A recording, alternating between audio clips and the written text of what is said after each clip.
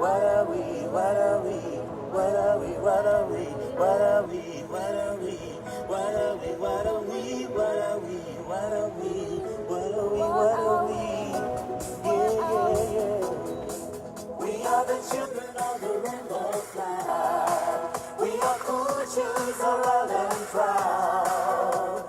No one's gonna stop us. We are here to stay. We are the creatures of the rainbow flag. We are moving forward, moving on and on. Never, never going back. We are moving forward, moving on and on. Never, never going back. We keep fighting, fighting, fighting on and on. Never, never gonna stop. We keep fighting, fighting, fighting on and on. Never, never gonna stop. LGBTI, LGBTI,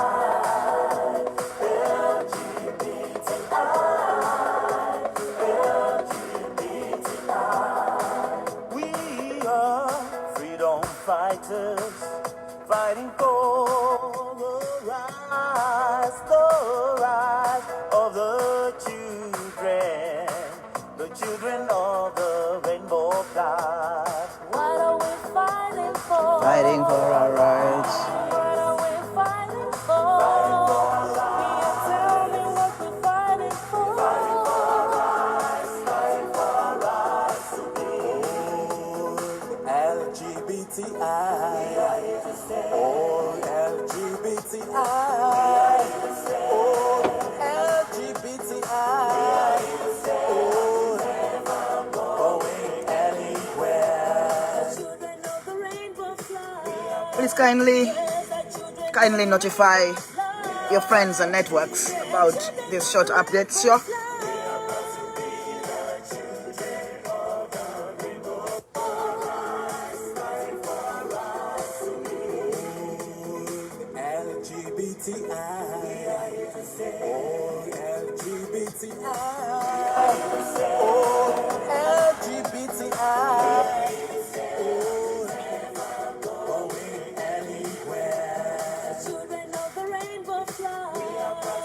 Yes, the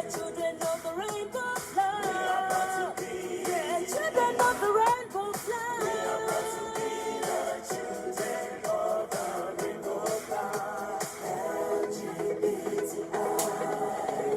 Yeah, children of the rainbow flag. We are the children of the rainbow flag. We are cool, choose around and proud. No one's gonna stop us. We're here to stay. We are the children of the rainbow flag. We are moving. All right. Thank you, everybody that has showed up today. I welcome you all to yet another episode of the Victor Mukasa Show, currently focusing on LGBT refugees in Kakuma Camp, on Block 13 in particular, but really there's chaos in Kakuma Camp. For those of you who are just joining us for the first time, we give regular updates about the situation of LGBT refugees on Block 13 in Kakuma Camp who have been and are still facing violent attacks from fellow refugees of different nationalities, also from the natives of the Turkana land, where the Kakuma Refugee Camp is situated, are facing a lot of violations from the police itself and silence from the UNHCR. We started off this campaign with calling upon the UNHCR to evacuate them from Kakuma Camp because it is unsafe. It's completely unsafe for LGBT refugees, LGBT humans. You know, it's very homophobic. It's very transphobic. The reports from Kakuma Camp, in particular from Block 13, are real. The attacks are real. I have personally been in engagement with the refugees themselves. and supporting them to get medical care for their injuries and other things. Way of update right now, currently, they have a typhoid and malaria outbreak. It is really bad, but this is something that we are taking care of with your support. I'll go straight into it. We have updates from there. It's not good for you not to hear from them, but I always feel that they are the best people and the best are in the best position to update you about what is happening to them. Friends in on block 13, please send in your request. As they send in that request, I'd like to give a special thank you to all of you who are doing some kind of advocacy efforts. I thank all of you who are writing letters to UNHCR, to resettling countries, to human rights organizations.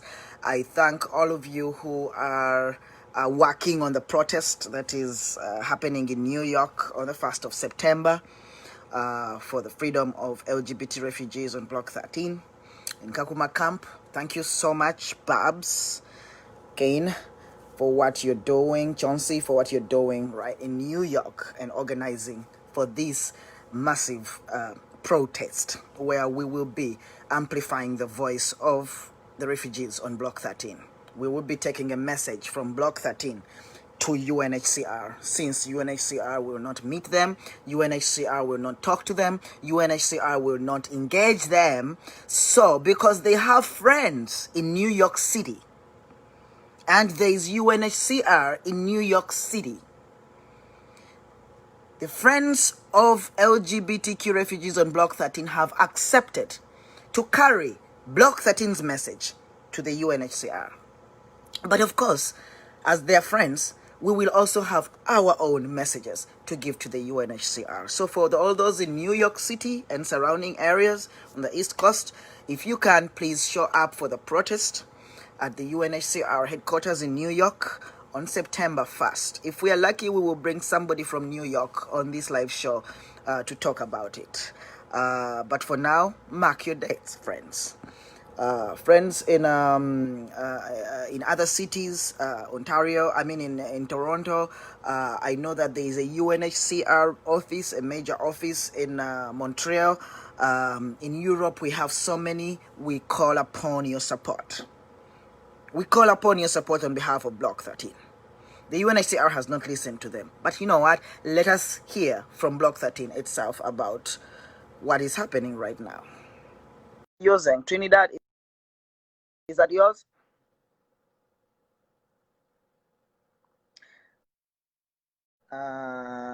Lighton will be responding to that question shortly. Yes, Gilbert, do you hear me? Yes, Victor. How you doing? Not so great. How are you? I am surviving. Yeah. Given the situation, much better in a much place than you. It's your volume has gone so low. I'm trying to get some headsets. Okay. And as Gilbert gets headsets, we have some questions. I think Gilbert will be responding to some questions. Lighton Nambiru just asked, why is the UNHCR not responding? I am sure that Gilbert will give us answers for this during this show. Will give us, they are trying to get headsets, and I hope you can also get some lighting. I know it is after 9 p.m. in Kakuma. Yes, it is, Victor. Most likely some people are already in bed. Well, if we can call this bed, yes, but they are. They are in, yeah, I'm sorry, it cannot be called bed. No, absolutely. They are already sleeping. Yeah, it's not like you're in a normal setting where you go to your bedroom and we tend to look out and then sleep later. Some people take turns guarding. It's not an area where you sleep comfortable. Given So the kind of Are you on guard now with some people, and where are the others? Where is the rest of the camp, the members of Block 13? We have a couple of fellows that are standing. Those friends are on guard. Okay. Then we have, of course, the most vulnerable, the children, the women. Those ones are on their mats or whatever the tarpaulin they can land on.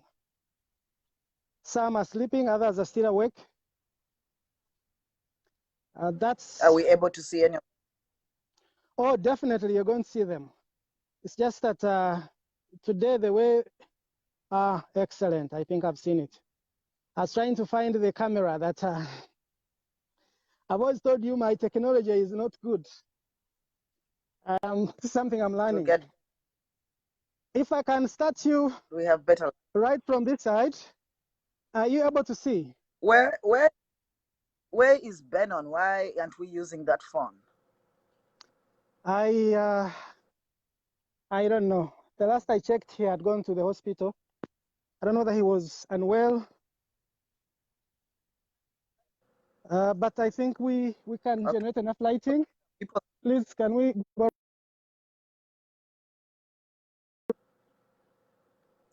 Now, this very place that you can see, are you able to see there? Yes. Just 2 feet away is the road. Now that's the road. Now from the road, we are outside right now. You're in block 13. You're in our bedroom. Our bedroom has a road. Yes. The bedroom is outside in the compound. Absolutely. That's why I'm saying the bedroom has a road. And this road takes a lot of people all through the night, including... So these people are the night. So this is where our bedroom begins. As you can see, most of the fellows are sleeping, others, as usual, we are apprehensive, expecting an attack anytime from anywhere. As you move, you enter any section of the bedroom. You see, when you call it the bedroom, I imagine it's inside a building. You imagine what? I imagine you're talking about inside the bedroom. Probably you should use the word. You should tell us exactly. Is it really a bedroom inside the bed? Victor, I was trying to be sarcastic for once. You see, this is what UNHCR calls protection. Can't I be allowed to be sarcastic at least for once? Because UNHCR has... You can be very sarcastic. Yes, UNHCR has made us subject to sarcasm. If it can go out and claim that we are fine, that we are okay, sleeping like this, sure, what more sarcasm would you be looking for? We are a joke. Friends, the camera we are using today is not very clear, but the pictures we are seeing right now, what we are seeing right now are people sleeping outside, like in the open air. They are actually in the open air, in the compound. This is what UNHCR has given us. And they are comfortable to sit with take money off refugees and claim to be discussing our well-being. They discuss how we are fine. You see, I need more light. Here is the kitchen. As you can see, we live like cavemen. This is our kitchen, as you can see. Then, as you move from the kitchen, you see the bedroom starts. Now, most of the people here are sick, and it's not surprising. For example, this one has a cannula. One of the over 10 people that are admitted currently. Victor, how can one not fall sick sleeping like this? Now, some of these are waiting for their friends who are on guard so they can replace them. You see, this is block 13 at night. Block 13 at night. I'll show you. UNHCR claims we are a small Oh my group. God. UNHCR claims we are a small group. And what it has as a small group is it's the one it's presenting as the large group. You see, Friends on the show, these people are the ones we usually talk to during the day, during the daytime updates. Today we are doing the show while it is after 9 p.m. in Kenya. So what we are seeing right now are actually the same people outside in the compound. They have now gone to sleep. They've gone to bed. That is where they are sleeping, in the open air. yes, In the desert. in the desert with scorpions and snakes and homophobes, for God's sake. For me, Victor, I can understand a homophobe for attacking me. But what I do not understand is why UNHCR would not do something. For me, trying to portray that we are fine, that we are okay, for me is worse than a homophobe that attacks me because he's sincere in his hatred. He's very honest in his hatred for LGBTI. What is UNHCR's excuse? All these meetings they are holding out there, the ones that are being held.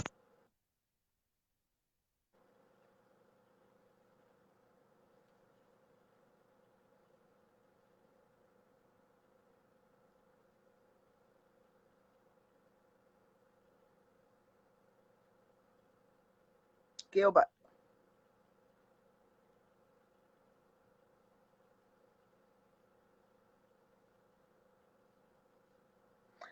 Gilbert, can you ask Benon to, and Benon, wherever you are, could you please help us with that phone so we have a better picture today?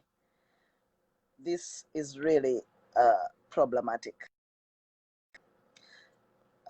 Please, friends, on block 13, if you can use a better phone for tonight, that will be great. Benon, wherever you are, please help us with your phone for this live show. And Nancy, Anne-Marie, it will be great for you to talk about how houses have been set on fire. But for those of you who just joined us, who have not been here following these updates, yes, the people we are looking at now are LGBT refugees on Block 13 in Kakuma Camp, Kakuma Refugee Camp. It is a camp that has just over 200,000 refugees. It's one of the largest in the world. At some point, until recently, it was the biggest refugee camp in the world. Excuse me. In this camp, we have just very few LGBT refugees or LGBT identifying refugees, and these people are the ones that are constantly under attack. You have seen some of the footage, if you have been following on social media, of people bleeding, people who have been cut, sliced like fruits. A lot of them have been, many of them have been raped. They're victims of sexual assault from different parties, the refugees themselves, but also those who should be protecting them. There have been a lot of threats from the police in Kakuma, and it is aimed at shutting these voices up. The reason that many of you don't know about this, and why some of you do not actually believe what you're saying, is because the voice of the one who is telling a lie is louder than our voice, than the refugee's voice. That voice is much louder. The voice that is saying this is not real is louder than our voice, and that is why we continue to do this, so that you'll come and put our voices together, add your voices to ours, so that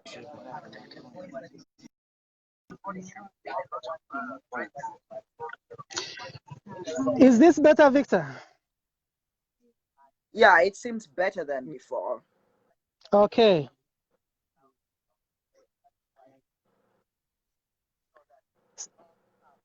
So, as I was saying, Victor, UNHCR,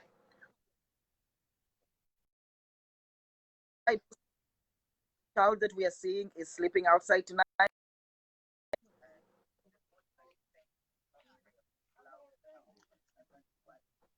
is that okay? You're breaking, but we just saw a child. Are they sleeping outside tonight too? Yeah, there are the children that are slightly bigger who don't have space inside there that sleep outside. So they'll sleep. Not all children sleep inside because, frankly, most of those shelters that you see, the difference is very, very little between sleeping in and sleeping out. That's why the ones that are slightly bigger among the children, they sleep out. But I was still showing you around. You see those ones standing, those ones are guarding. They're trying to keep us safe. Those are the night shift. Have you seen any other source of protection besides what we have? There's nobody here except us. And you know what pains us, Victor, is the fact that we need to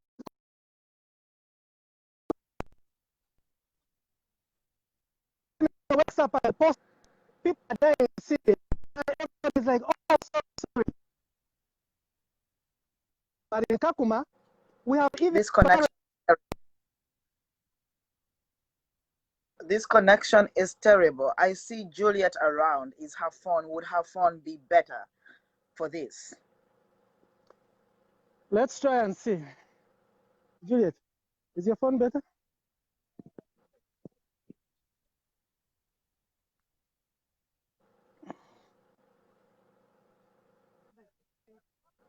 Hmm?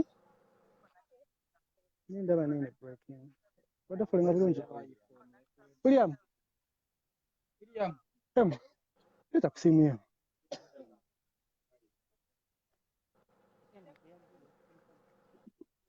Benon.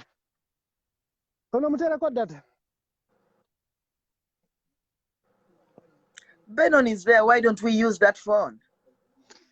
He says the battery is not good.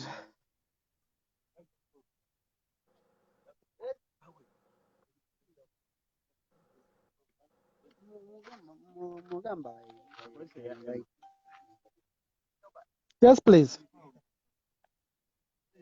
Let's continue, Gilbert. We hear you as we fix as.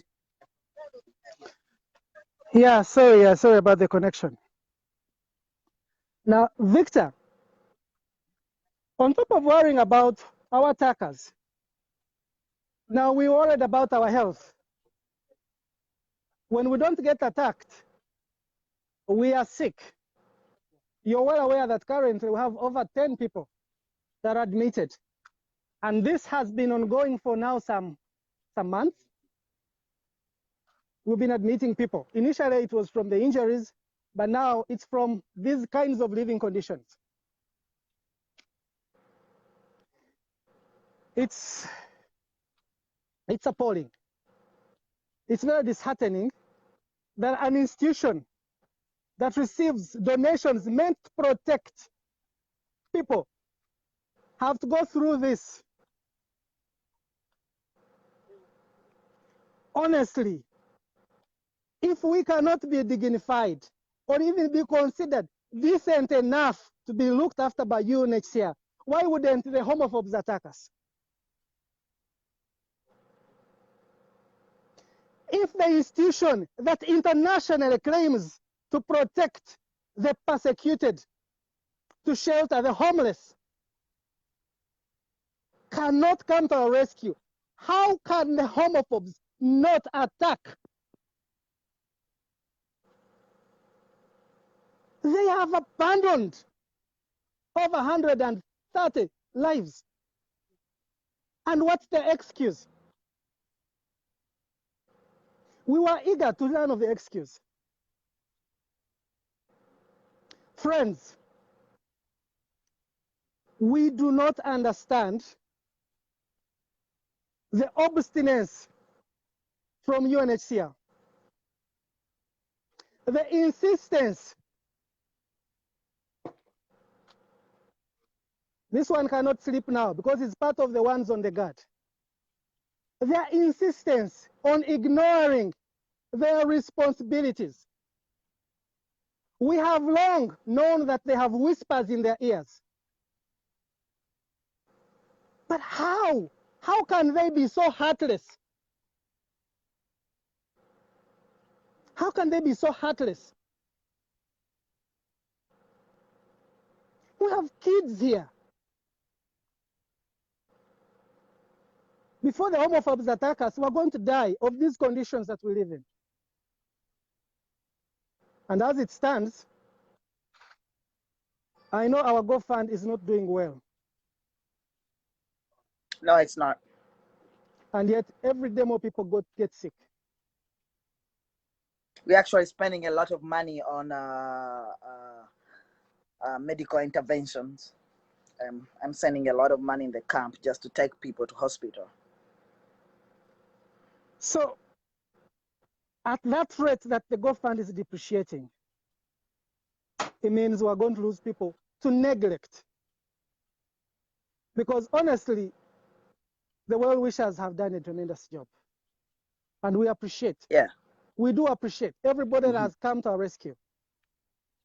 But it's confusing because we seem to be getting more and more sick day in, day out. Children are admitted, adults are admitted, and the list grows by the day. If those funds continue to diminish, Victor will die. We will die here. But we call out on all friends. If you are a friend of the LGBTI, if you are an LGBTI yourself, what has kept us together, what has kept us strong despite the hatred, is our solidarity. It's the solidarity that we have that does not know boundaries that has kept us surviving. We call on the brothers, we call on the sisters. Please, let's stand together. Let's show some solidarity. We need treatment, yes, but more urgently, we need to get out of Kakuma.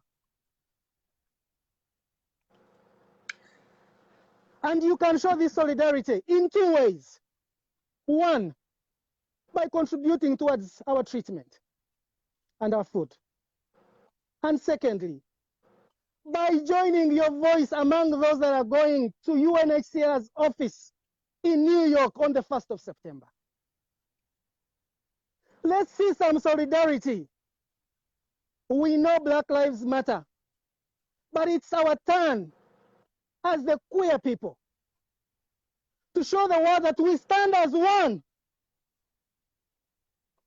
that boundaries mean nothing, colors don't mean a thing. Are we one? We need to show that. Victor, do you even know that most of the stories that are going on here have never come out? All the world hears is what UNHCR has to say. They say we are a small group. Is that an excuse as to why we should go through this? If you're out there and you've been given that as an excuse, are you satisfied? They are a small group.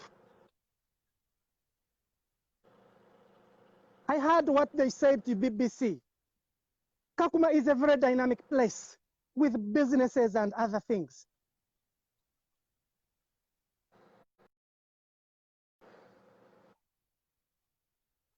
You can have businesses, you can have shops, you can have schools, and the very people that occupy them are still homophobic. All those excuses from UNHCR are irrelevant. They are beside the point. The question the UNHCR has failed you. You has that? Sorry, I missed that. The UN clearly failed you. It has failed us. But I think it has not just failed us. It has failed even those that donate to our well-being. It's not just us they're failing. How many donors are paying their money and are shocked that we live in this abject misery?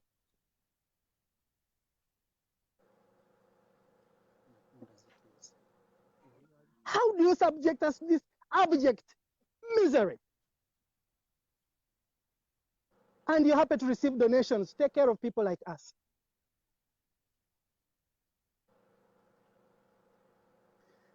It's an injustice. It's an injustice. And the fact that they have not dignified both donors and the intended beneficiaries with a sufficient explanation is disheartening. They are content to just keep quiet. It will just pass off.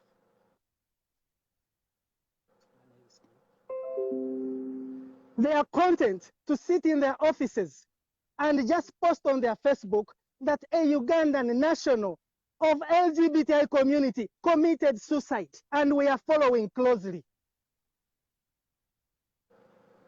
That is sufficient for them. How long can they just ignore lives they are meant to protect? Victor, we share our bedroom with animals. Look at that. What These are the original inhabitants of this place. Oh my God. And these are our companions of the night.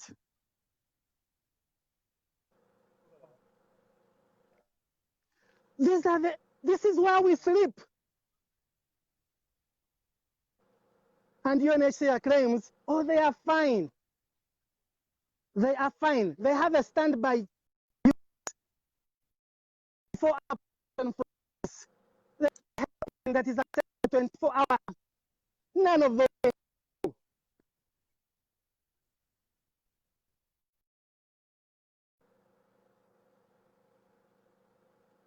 With wild animals.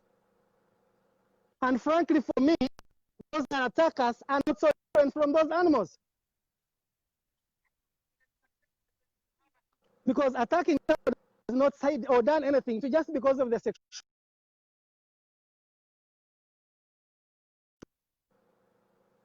That level of intolerance is not different from the one you see in the wild.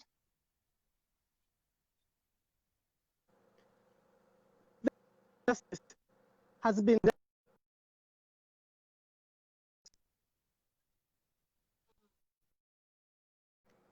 And the network is really getting problematic. We are Victor. We keep losing, but we just saw that they're donkeys. I think those were donkeys that are in the compound. These are wild donkeys, friends. Wild donkeys. Yes. They are not their friend.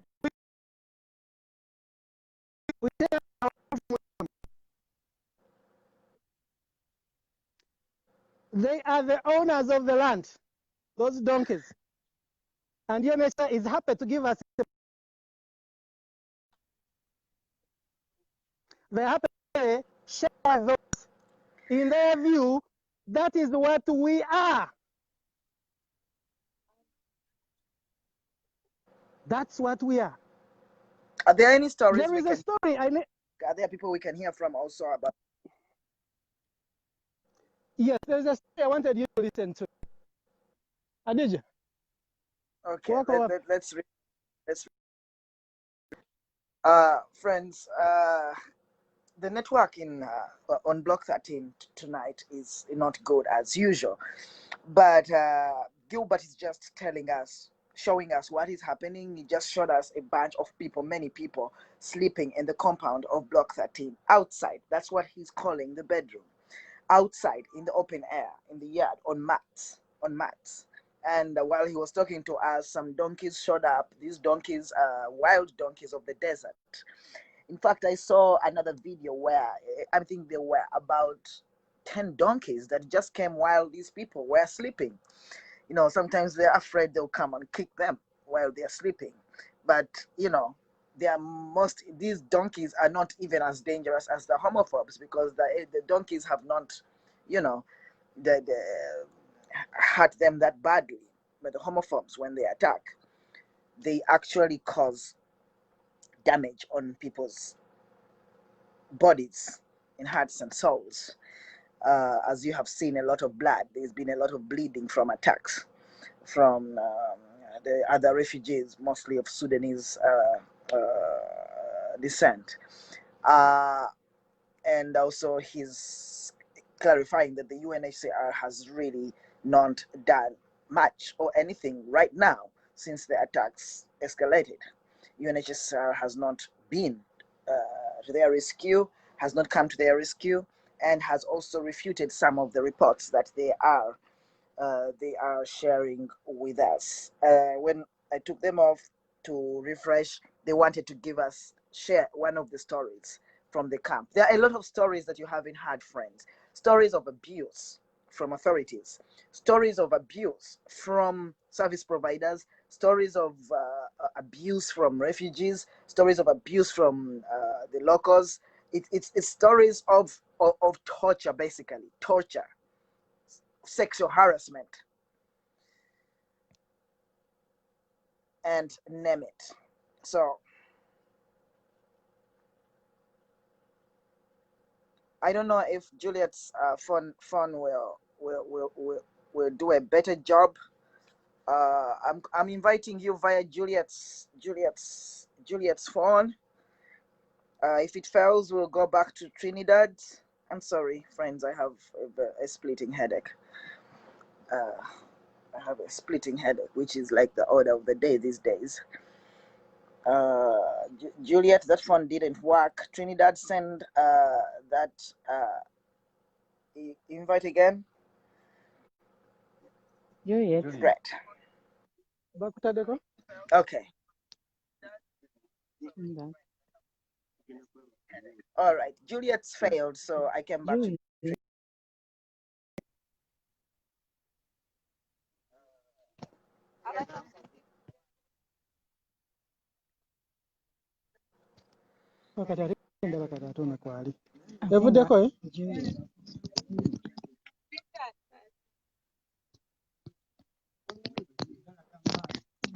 What do you say with Trinidad's or Juliet's?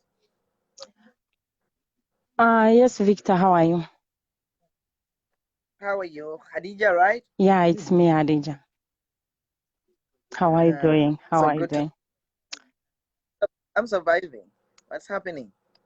A You're lot. sharing a story with. Yeah, I would like to share my story. Please, thank you. Okay. Victor, it's me, Adija, as you know. But I'm very sorry that last time I shared my story in my language because I was so stressed. But right now, don't be sorry. But right now, let me share my story in English so that everybody knows and let the world to know the truth behind what UNC are doing. You remember the time I was sharing my story in my language? There is one over.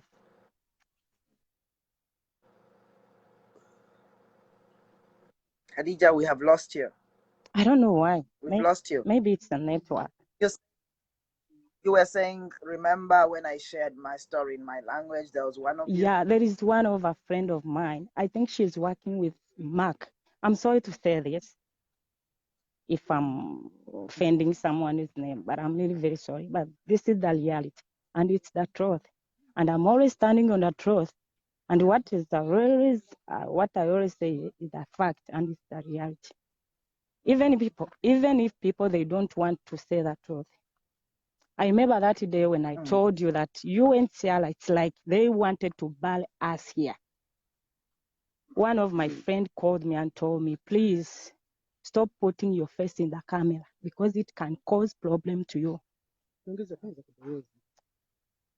And she got that message from Mark Cohen. I'm sorry to say this, but that is a fact.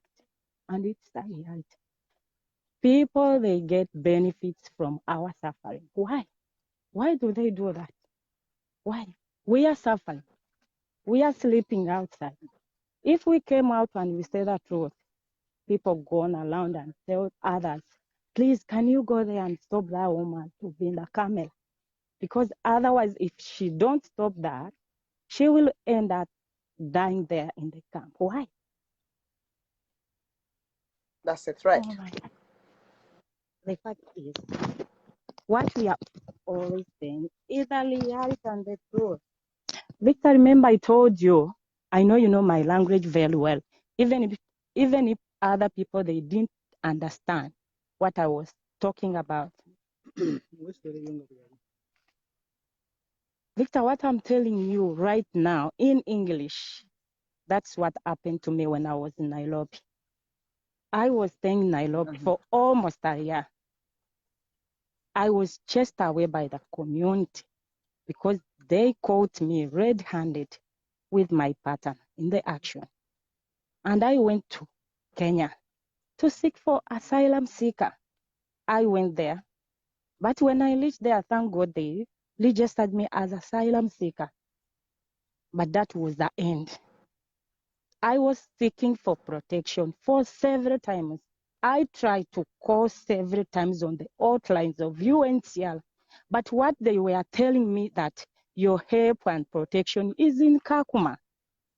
And I was forced again to go back to UNCL compound to seek protection again, to take me in a transit center for almost 4 months. Imagine, 4 months, when they are telling me that you will be protected. Calm down, wait. After that 4 months, the officer, or let me call it a folk person for LGBTQ in Nairobi, his name is Dennis. He came out, and I was not only the one in that transit center. We were almost like 25 people. Even Juliet, she was there. I know you know her. She was there, but I'm sorry if if I'm talking about your name. I'm really very sorry, Juliet. By the time when we are there, Dennis came. He told us, you know what, you people, you guys, is to vanish the place. You are going to get out of this transit center to go back to the community. Then from there, you will be going to last for seeking for protection. We told them how. We are here for protection. We came here to seek for protection. And why you are saying that to go back in our community? We told you what the insecurities and what we get from the what in the community. He said that that is the government, and that is what the officers of the UNCR say. You have to get out of what? The transit center. We agreed with that. They took us at IAS, the headquarters of IAS in Nairobi. They give us Highest? yes, that is IAS. It's an organization trying to help the refugees or asylum seekers in Nairobi in terms of giving them yes. Then when we reached there, they signed us. They told us to sign a document for 1 month relocation of not going back to ask for what. Imagine that money was, the amount was 15,000 Kenyan money. That is almost $150, I think so. Yeah. Yes. Then when we reached there, they told us to sign. We signed because nothing at that time we have to do. When we signed it, they left us at the headquarters of IAS. Then from there, we gathered as we members of LGBTI. We were four. I remember we were four. Then we decided to rent a house of 6,000 in Kabylia. Then after few days, we were attacked by people. They took everything from us. Then we decided, we four people, we decided to go back or to call them. We called him. That's the lie. I always stand on the truth. To the UNHCR? Yes, on the hotline. Okay. After that, we called Dennis. We told him, you know, Dennis, this is what happened to us. What are we going to do? He told us, I don't know. You just go back to LAS. You see what you are going to do. We went to LAS because at that moment, what we thought in our minds is just to get a movement pass so that we can go to Kakuma camp, because that's where they were telling us that we will be getting protection, help, and everything. Because our documents was saying that we must be in a camp so that we get protection, we get help, we get everything. Then we decided to go back to LAS. When we reached there, which we were in the queue, we tried to call Florence, telling her that we are outside. But because the documents we have, it's for Kakuma, they did not allow us to enter. Florence said, no, just tell those bodyguards on the gate that you need movement pass. They will be allowing you to enter. That's what we did. We entered. Then from there, I myself, I was one on the line. I signed it, and I went there to get a movement pass. Then the woman in the office, she told me, you people, we are tired of you.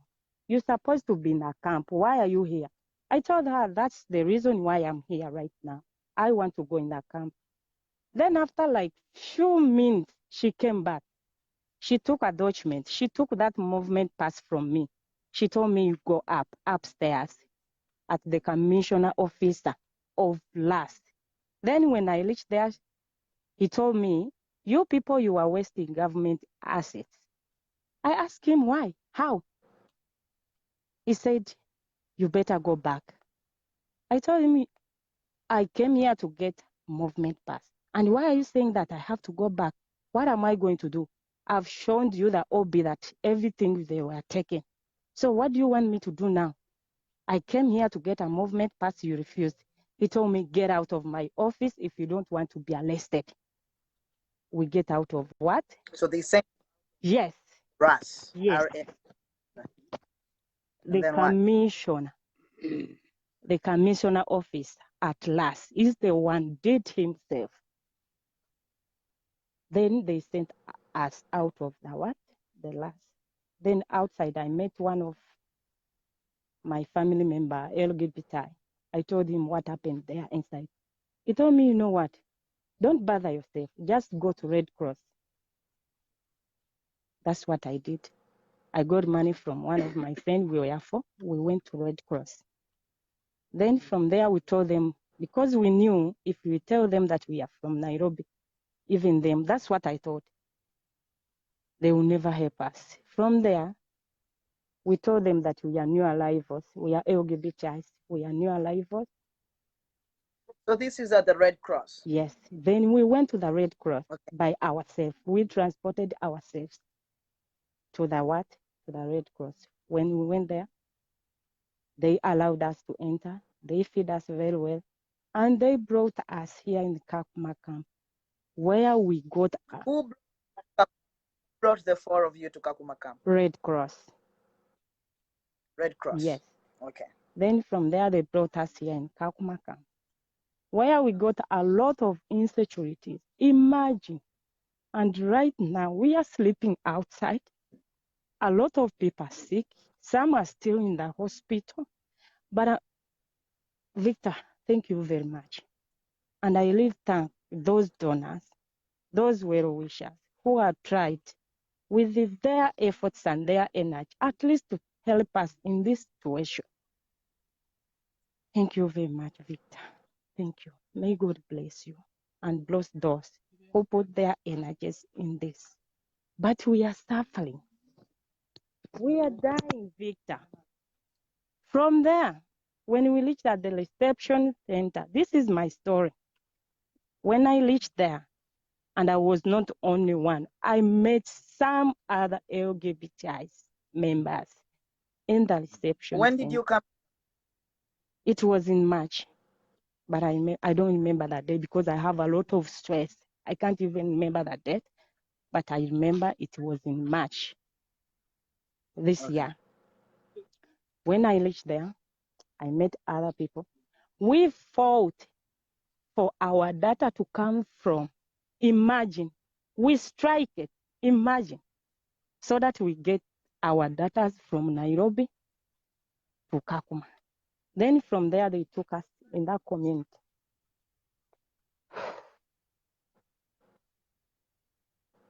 This is where a lot of suffer starts from, in the community. The day I put my feet in the community, that is that day. Even the neighbor. The community camp, the deepest of Kakuma camp, refugee Exactly. camp. They put you among refugees, right? Yes. Okay. Then from there, the day when I reached there in the community, the neighbors started gathering. Who are those? They look like gays. Because, you know, I'm not good in Swahili, but sometimes I heard what people they are saying. I can understand what someone is saying, but I can't reply. But I heard someone saying, those people, they are looking like gays. They are like Ugandans. Even the way they are Ugandans. On that day, one of our friends' house were taken. Then from there. One house was taken? Yes, by robbers. How do? You know, this house is for the... They were taken by robbers. They came and took it. The roof. Their tent? Yeah, the tent and the roof. They take it. Then in that community, I was staying at block 9, not at block 13, where am I right now. I'm staying here. Where am I right now?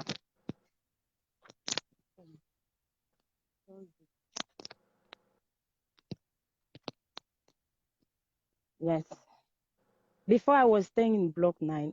Victor, it's not like we are all staying in this. We are not all staying like where we are right now.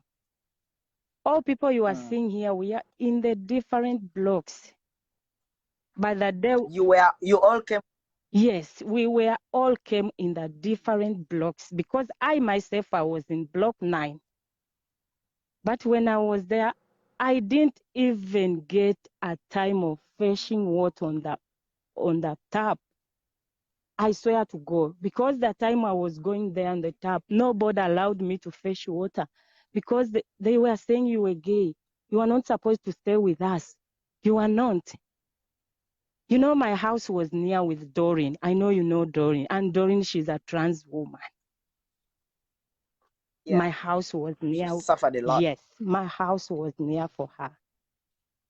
Then from there, we tried to talk to the block leaders that at least let them allow us to shift our houses to go where our LGBTI members they are at block 2. The block, you know what the block leader said? They told us if you want to shift your houses from here, you have to give us money. Imagine a refugee asylum. That's asking for protection. Yes. If we want to shift our houses from there, we must give them money so that we can shift our houses from there to the block where we want to stay, where we will be safe at least. Because at that block, there were so many our family members. At least that will be better. You protect each other if there is an attack. Yes. If you're men. Yes. Yeah. Then I told the block leader, I myself, I don't have money. You know, I'm asylum seeker. I don't have anything. I don't have anything. Then she said, if you don't have money, leave your house there. For sure, Victor, I stayed there for a month. Then in that month, because of Doreen the way she was, she's a woman. And she cannot hide that. She cannot. You cannot hide your identity, even if you and they try to say we keep our profile low. But these people, even if they know that you don't speak Swahili, automatically they know that you are an LGBT. Even if they ask you where you came from and they told them that you were Ugandan, they know it automatically that you were Ugandan, you are LGBT. They start from there. Then from there, after the block leader refused to give me the permission to shift my house, then like 1 month, they brought a document in our house, in my house, because my house was near with that one of Doreen.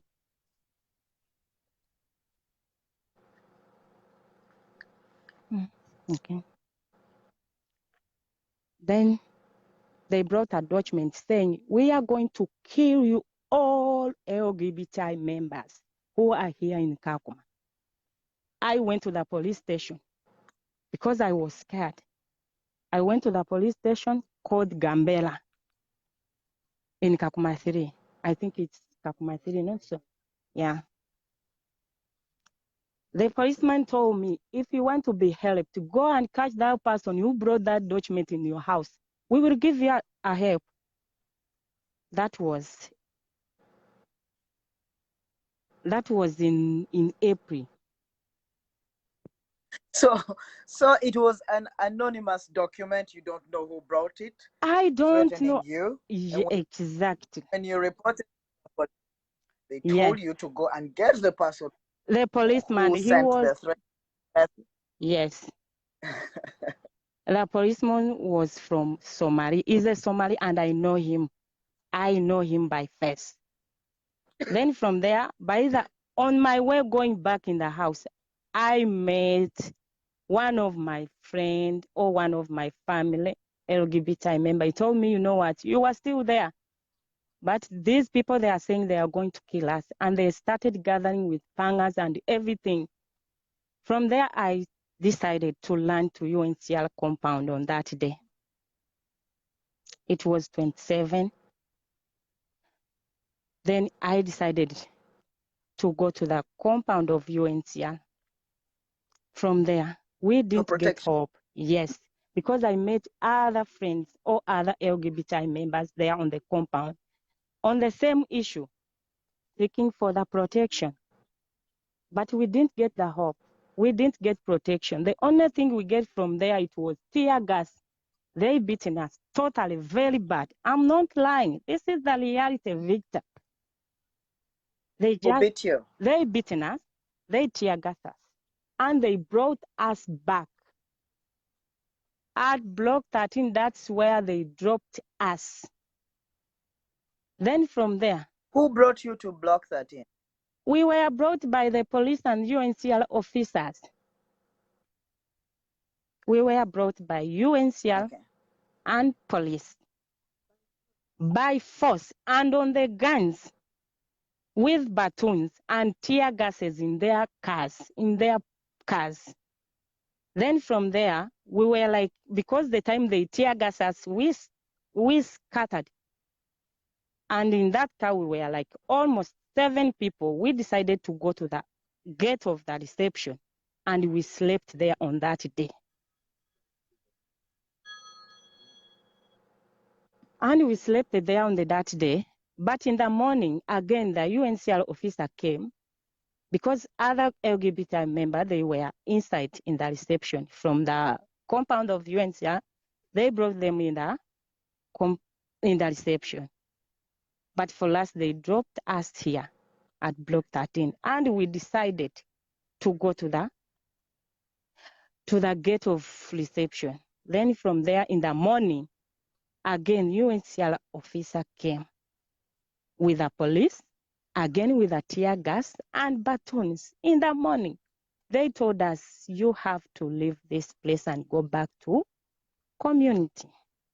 They brought us back here at Block 13.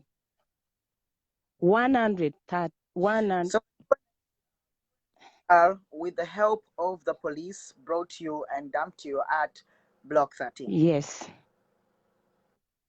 on that day, they brought us. We were many. We were almost 100 and plus. And that's why you are seeing we are living here, but not because we are, yes,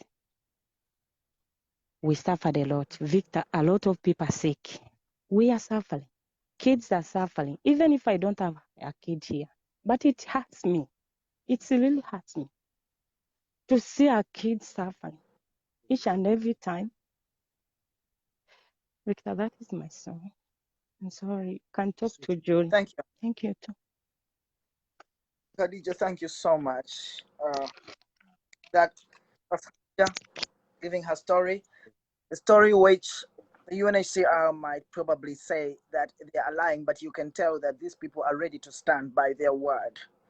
They have given all the proof of human rights abuse and violations, but the UNHCR will only claim that they will only water down their reports by saying they are taking care of these, they are guiding them, they are giving them protection, they are taking care of their needs. In fact, some of the things that they are reporting are not real.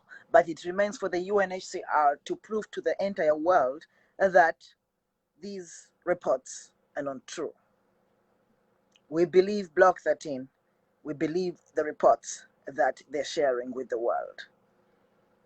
Juliet, how are you? I'm fair, Victor. How are you there? Very good. Just a second. I will leave a question for Canary. There's Canary Murungi. Canary Murungi, you report that there, because the biggest question that I and many other supporters of LGBTQ lives in Kakuma camp have been asking ourselves. We've been told that there are another 200 plus refugees in other blocks. Canary, we would like to get clarification from you about these other refugees that you talk about. Thank you for sharing some information here about Block 13, Block 7, Block 1, Block 3, Block 2. Please clarify, is that where the 200 other refugees, LGBT refugees are? We would like to understand that better. That said, I came into the campaign when Block 13 was attacked on June 18th and 19th. But we would like to hear about 200 refugees. I've seen reports about them, some refugees saying their lives are comfortable in Kakuma and that they have no problem. But it would be great to hear about. If you can leave me a message here, Canary, I'll keep reading it as the stories go on about the 200 refugees and where they are at and what kind of attacks they are facing. Thank you. Yes, Juliet. Yeah, yes, Victor. Good evening. Is it evening there? I don't know. Right here, it's 3 o'clock. Okay, it's evening. Thanks so much, Victor. You know my name. The world knows, some of the world knows. I'm Juliet. My story is like Adija's. Actually, we've been together with Hadija for this long, up to here. Yeah, Yes. we've talked, we've told the world, we've tried to inform everyone out there about our situation. And Yes, Khadija has the journey from Nairobi to Kakuma. Can you tell us about what kind of violations and abuses you are facing in Kakuma? the abuses, as part of your story. yeah, as part of my story, we are in the same boat. All we are facing is all together because from the reception to the community to the UNHCR compound to Block 13, it's the same thing.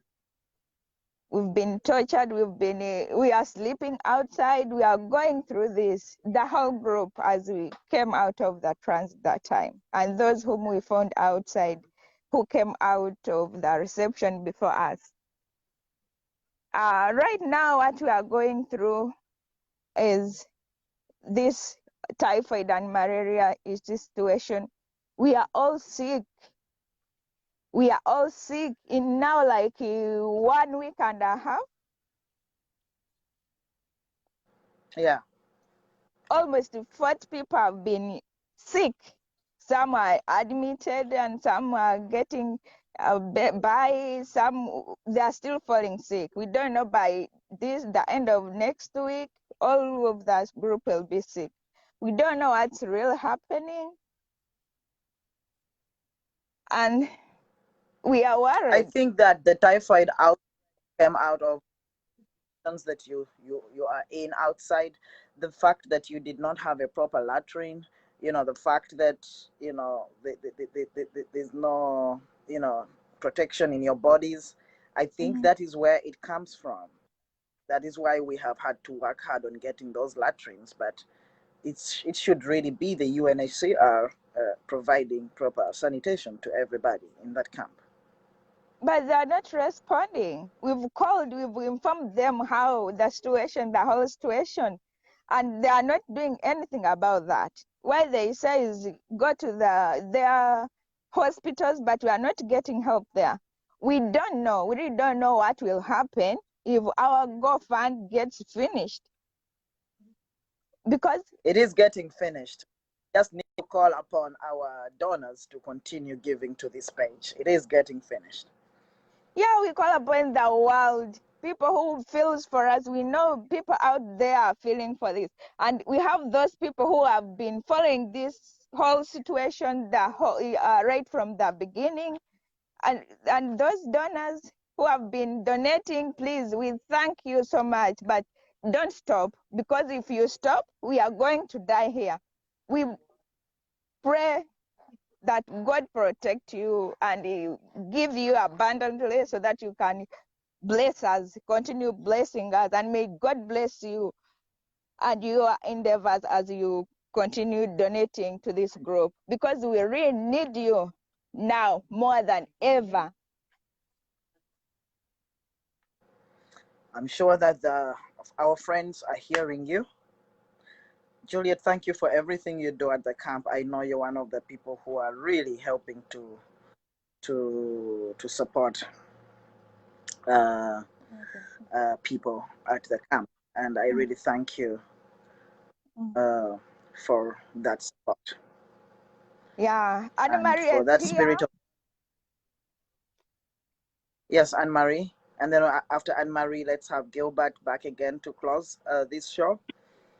Okay. Yes, Anne Marie. Hello, Victor. Yes. We really do appreciate the great work you're doing for us, for the Block 13 at Me and my, large. yes. I would like to call upon still people. Please don't give up on the GoFund page. We call upon you to don't give up on us. We still need these donations, because now, based on the situation that is going on back here, we are really sick. People are really sick. Every single day we get new cases. Honestly, we are many now. The numbers are rising every single day. The situation is worsening.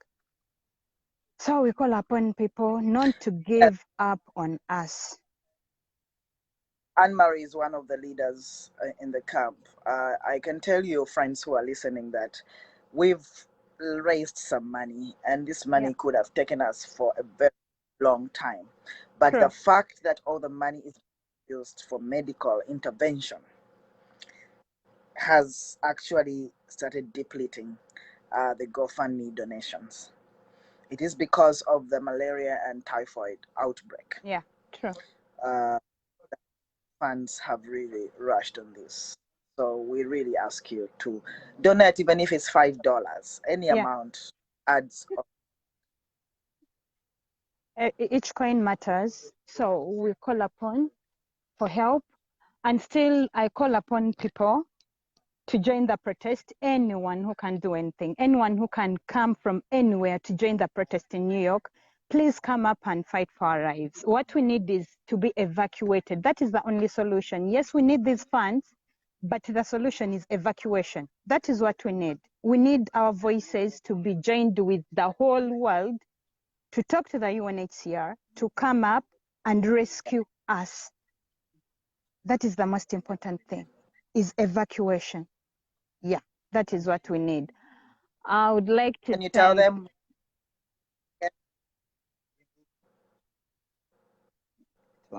Yeah, Can you Victor share Mukasa. I beg your pardon, please. share when the protest is? Yeah, the protest is on the 1st of September at the New York City UNHCR offices Avenue. That one I can't remember very well, but yeah, the Avenue. It's all about freeing the Block 13. Free Block 13. We really need to be rescued. Thank you, Victor Mukasa, for everything. Chauncey, Dandridge, Babs, we thank everyone, honestly, who have been there for us, who have helped us, who have supported us. Because if it wasn't you people, we wouldn't be this today. Tash, we thank everyone. I cannot name all these people, but we really thank you, everyone who has done something to help us. Georgine Roth, you have been a very strong woman. You have done something to really rescue the lives of people, to support us. We really thank you so much. And They Marie, are so many. yeah, I know. Yeah, true. I don't know what you've done to yourself, because you might need a whole hour naming the people who are supporting Block 13. You know. Yeah, I really thank when everyone. You an hour to mention. True. Right, you're right. There are very, very many. Even the ones Babs we don't know, because clarify. people do support the GoFund. There are very many. We really thank each personality. Thank you so very much. Thank you so much, Anne-Marie, and thanks for your leadership at the camp. Okay. Gilbert. Gilbert. Yes, Victor. Somebody called Canary Morongi. I know is at Block 13, but Canary mentions a very, very crucial issue about LGBT people on blocks 1 up to 7, I think, or 9. I don't remember the blocks that they mentioned, and that they too are, going through the same situation. We came here following the attacks and these regular attacks that are happening. Is this the same thing that is happening on these other blocks? And what is the situation of these 200 plus refugees that we have heard about that exist elsewhere in Kakuma? LGBT refugees. Now, there are two issues when it comes to the existence of the 200 LGBT refugees in Kakuma. Now, the first issue is that UNHCR was trying to use it as a weapon to show that we are a small group. So whether actually that figure exists in reality, I don't know. But what I do know is that the largest number of LGBTIs actually stays in Block 13. Now, to answer the question directly, yes, I'm being honest with you. The largest concentration of LGBTI refugees is on Block 13. Now, the other question that you have asked, what is the situation? They are saying they are not safe. Well, Victor, this is the song we have been singing. That Kakuma does not tolerate LGBTIs. Whether you're on Block 10 or Block 20 or Block 100, it does not tolerate. They will attack. The last time we held a live show, I remember I mentioned it, that some people have been specifically paid money to say they are safe. There is a huge... Some LGBT refugees have been paid money. Yes. To show that they are safe. It's an incentive that has been given to vulnerable refugees, knowing the very conditions that we live in, that is a huge temptation for some. They have been paid off to say they are safe. There have been incentives like if you do not report any police, if you do not report an attack to police for 2 months, you'll get some maybe $20. These things are real, Victor. There is a big, deliberate effort to silence, to distort what is happening here in Kakuma. There is a collaborated effort to portray a false image of Kakuma. Now, the people who are paying refugees off to do this, they are the very people who are holding meetings about our welfare. Now, you see why stories cannot come out of Kakuma. Because the voices that are being heard have no intention of telling the truth about Kakuma. And UNHCR is happy to sit with this and change some pleasantries and exchange a cup of coffee.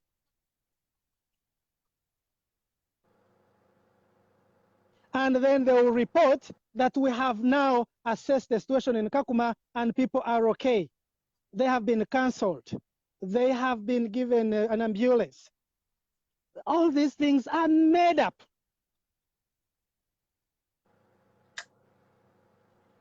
And there was even a time we could not report a case to police.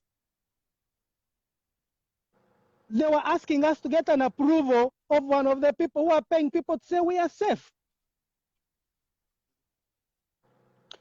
I don't understand that. The people that are trying to portray Kakuma as safe, the people that are willing even to pay off to have that sort of image portrayed, have agents here who pose as LGBTI. And now one of these paid off a nearest police station or convinced them, whichever it was, we do not know. But it was impossible to report an attack at that police station. Every time you went there, they said, we need to first confirm from the other fellow that does not want us to report the cases. Wow. And it was a struggle to even have cases reported. You see, the whole system is rotten.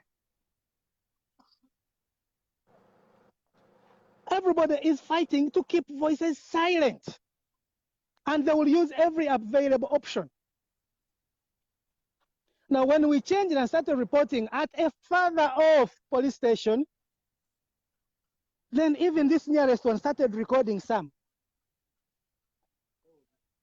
But they would give you a reference number that is not stamped, and you don't even know if they have reported the actual complaint in their books.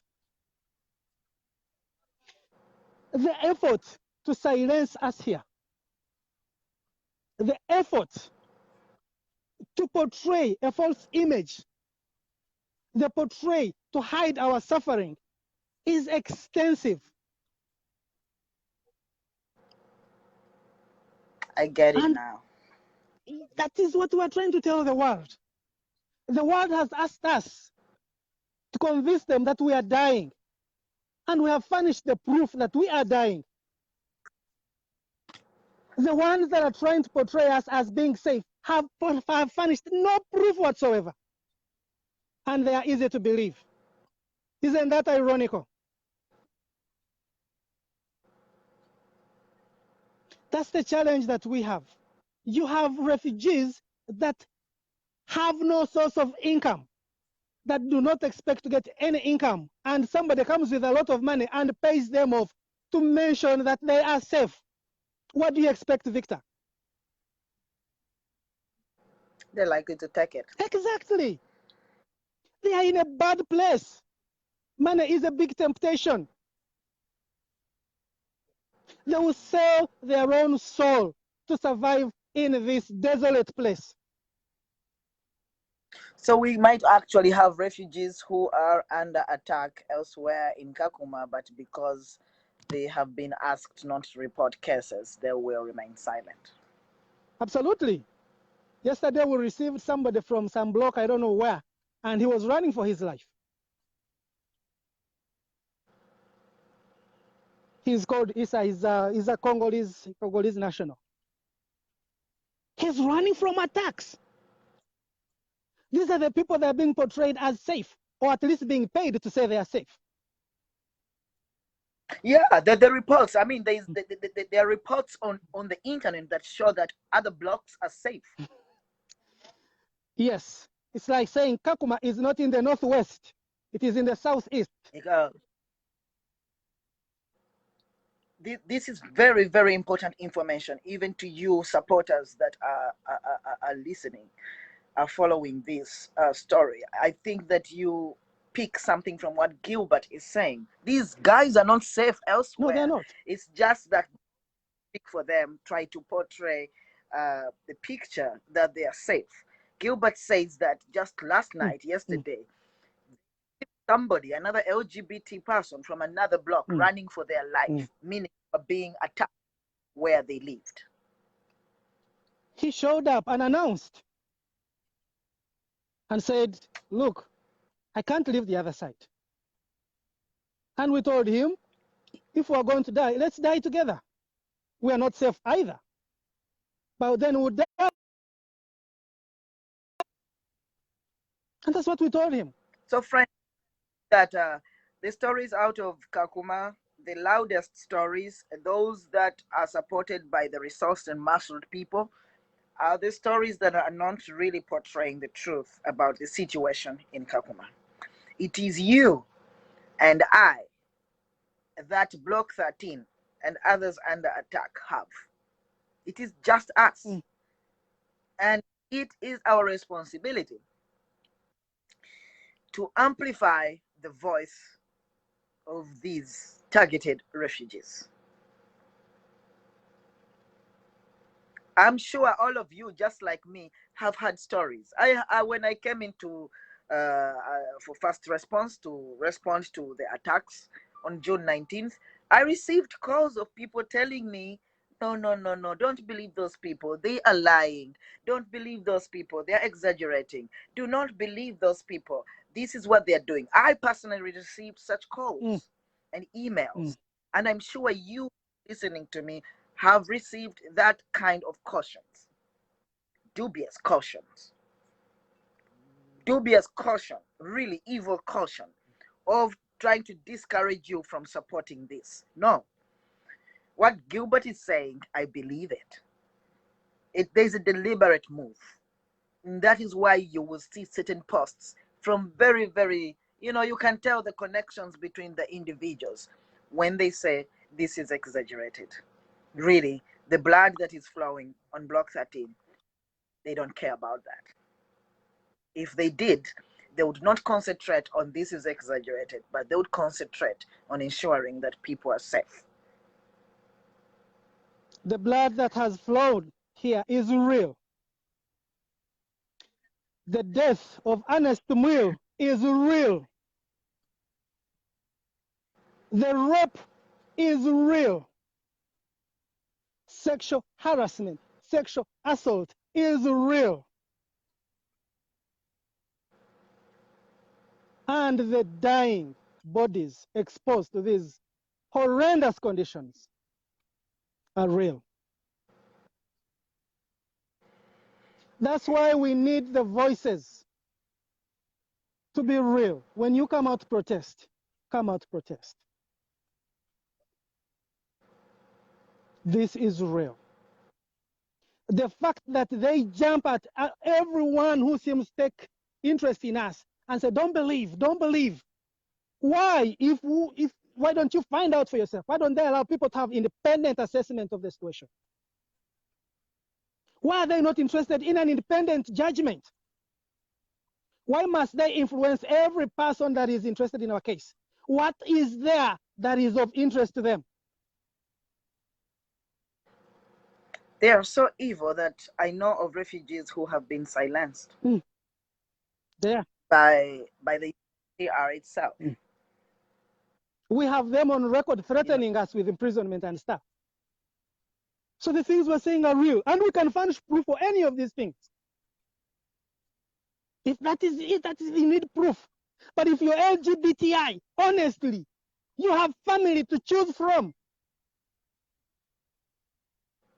It's a question of family of four.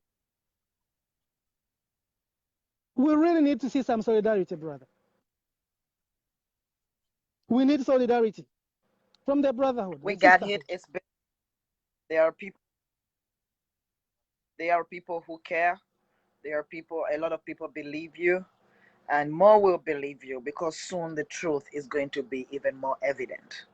There are a lot who are rejoicing out of this. They think it is drama, but soon they are going to see the reality. Hopefully, nobody dies before then. Thank you so much, Gilbert, for tonight.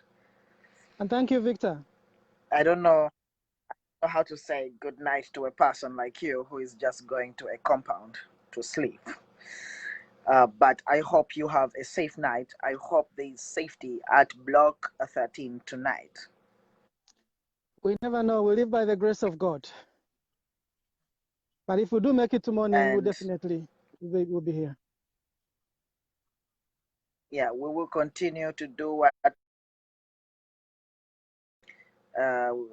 and that's the best that we can do. We will talk to you.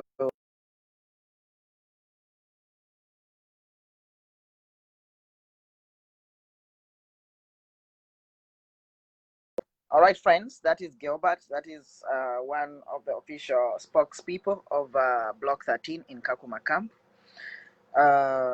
If I haven't been so well, and this is a platform that I gave to Block 13 to tell their stories, but I haven't been so well to do regular live shows. I intend to do more this week as I am feeling better.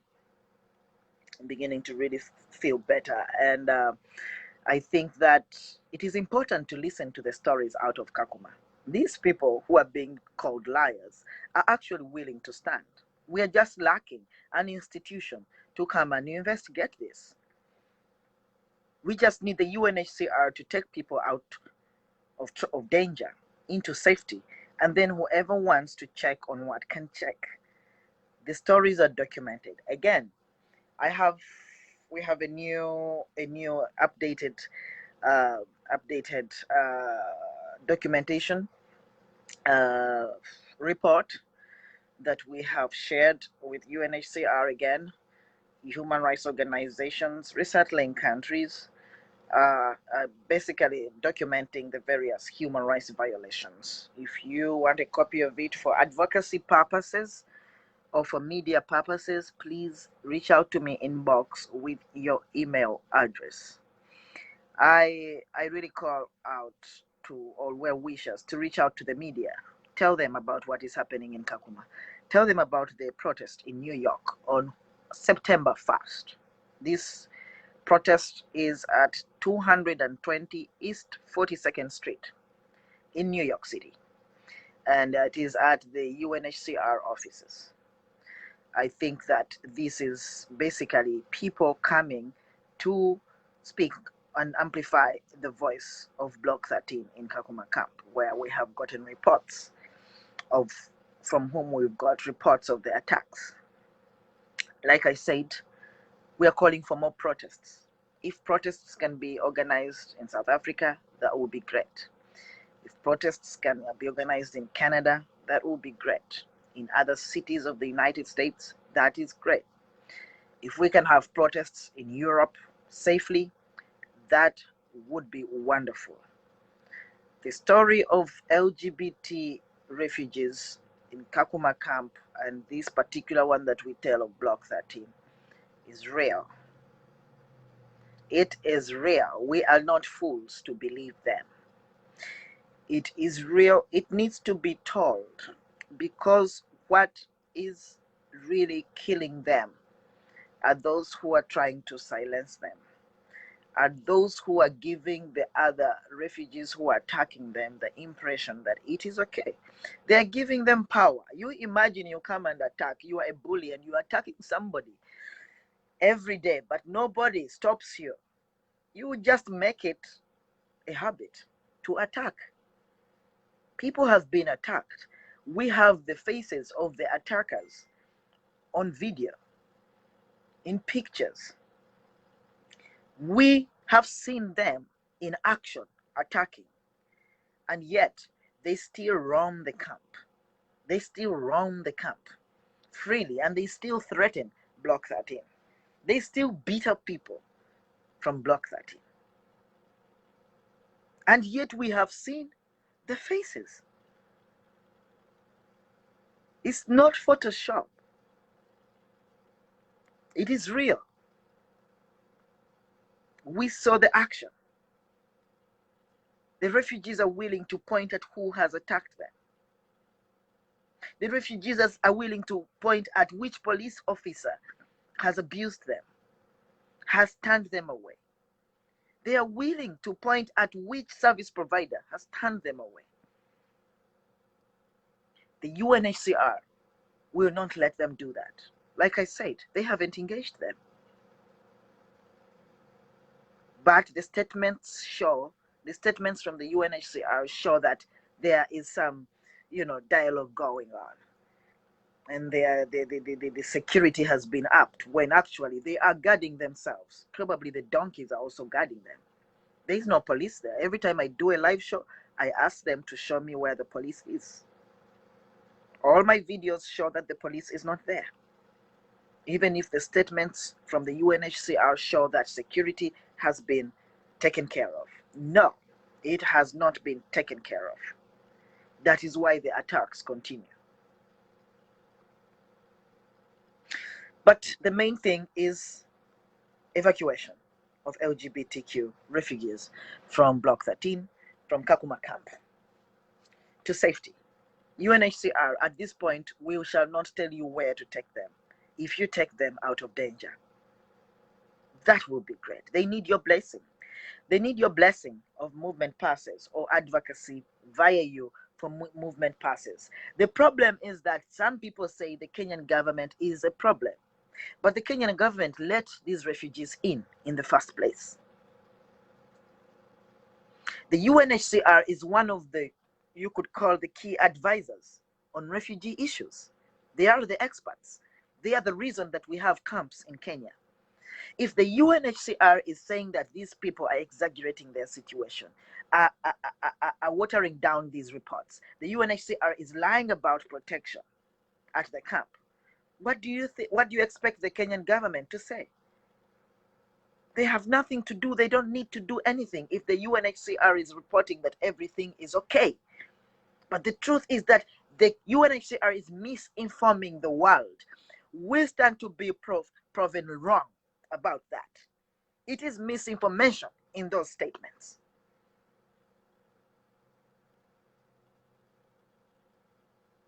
These refugees, the reason that we are spending money on medication, on treatment, on admission in hospitals, private hospitals, is because of how they have been treated in the hospitals that the UNHCR and the government of Kenya have put for refugees. Yes, refugees might be getting help, but LGBT refugees have been labeled. They are known. So when they go to those hospitals, they are the filth. Nobody, except if they have a special note and referral from somebody special. But I think every refugee in Kakuma camp, LGBT or not, should be free to walk into Clinic 7 or any other government hospital and be treated without judgment.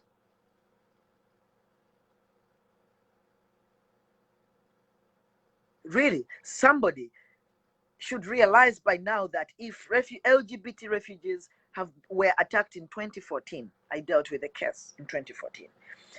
They've been attacked in the years following 2014 to 2020. And the UNHCR up to now has not even done serious workshops within the camp to encourage tolerance and acceptance of each other. because these are people from different backgrounds, but all from homophobic countries, from a homophobic culture, coming into a melting pot and mixing all kinds of homophobia. By now, 6 years later, we would have seen change in that camp, but nothing has been done. It is clear that the Kakuma camp is not safe, a safe place for LGBTQ refugees. Why do you keep taking them there if the service providers have not been workshopped? If rules have not been placed to say that if you discriminate against any refugee, you know, you will be held accountable. Why would they be taken to Kakuma to be protected by a homophobic police? Why? So until all those things are in place, Kakuma camp is not safe for LGBT refugees. Those that you plan to take there, those that you took there a week ago, and also those that are currently there, have been there for months. UNHCR, we're still calling for the evacuation. But to all of you, please reach out to human rights organizations. It's still their responsibility to follow up on this case. Reach out to the media about their situation and the protest on September 1st in New York City. Please donate to the GoFundMe page on the GoFundMe fundraiser on my Facebook page. It is the one that I opened up for LGBT refugees on Block 13 in Kakuma. It has helped them with food. We have bought blankets for some of them. We have taken care of first aid, whatever is needed for first aid. But most of the money has now gone to hospital for the treatment of malaria and typhoid. They have an outbreak of malaria and typhoid. Now we are doing whatever we can to avoid this. We have upped sanitation on Block 13. We have had to dig new latrines because the latrine that they had filled up. They've been having a latrine that is filled up with feces. Probably this is where it's all coming from. And there's been this stagnant water around Block 13 where the mosquitoes are brooding from, and hatching from. We have bought some vitamins, and we are bringing in more vitamins just to up the immunity of those bodies on Block 13. But we are running out of resources, financial resources. So please, even if it is as low as $5, it counts. If all my friends, all my followers chipped in, if you chipped in with whatever you can, this could take us very far as we wait, as we continue with our advocacy and our call for evacuation. This is not a thing you're doing for refugees that are in Kakuma right now, but your support and your advocacy is for LGBTQ refugees in general, because many could be carried from Nairobi to Kakuma. Last week, we saw some of them brought from Nairobi and brought to Kakuma. Yet in Kakuma, we already have a problem of violence without protection. So we can't remain silent, friends. We cannot remain silent. I thank you all. I thank all the first responders, the therapists, the team of therapists and counselors who are providing counseling on Block 13 every day. We thank you so much for what you're doing. You are really saving lives there. Thank you all, guys, on Block 13 for everything. And even if you're outside and going to sleep outside, I still wish you a safe night. Block 13, we love you. And we still stand with you. And we shall not stop until you are all free. Adios. Thank you, everybody.